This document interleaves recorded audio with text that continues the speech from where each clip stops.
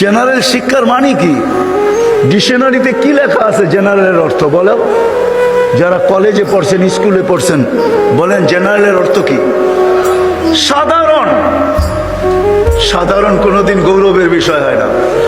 সাহাবাদের কাছে অসাধারণ ছিল, এই জন্যই তো ম্যাককে অনুগত্য করতে পারতেন, এই জন্যই সমুদ্রের উপর দিয়ে ঘোড়া দৌড়াইতে পারতেন, এই জন্যই তার বিহীন, প্রযুক্তিবিহীন 3000 কিলোমিটার দূরে কথা বলতে পারতেন, পাহাড় দেখাইতে পারতেন। সারিয়াতাল জাবাজ, অসাধারণ বিদ্যা এরা বিদ্বান ছিল। আমরা তো সাধারণ বিদ্যায় বিদ্বান হই, গৌরবের আর শেষ থাকে না। আমরা এডুকেটেড, আমরা জেনারেল শিক্ষায় শিক্ষিত। রাগ হয়ে যাবেন?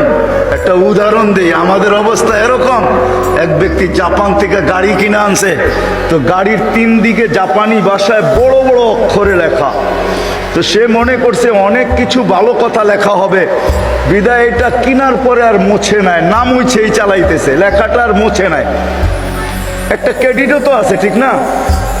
সামনের গ্লাসে তো লেখা যায় না, 3 দিকে লেখা, এটা চালাইতেছে। তো কোনো জাপানিজ আসছে বাংলাদেশে, তো আরেক গাড়ি দিয়া যাইতেছে, তো দেখতেছে ওই লেখা গাড়িটা সামনে দিয়া যাইতেছে, 3 দিকেই লেখা।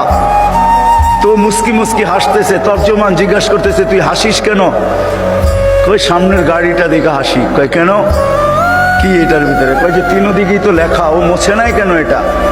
তা তো বলতে পারবো না, ও এটাকে ক্রেডিট মনে করছে, জাপান থেকে লেখা আসছে, এত সুন্দর লেখা, এটা মুছার আর কি দরকার? আমি চালাই না, আমার মতো লেখাওয়ালা গাড়ি তো বাংলাদেশে একটাও নাই, ঠিক না?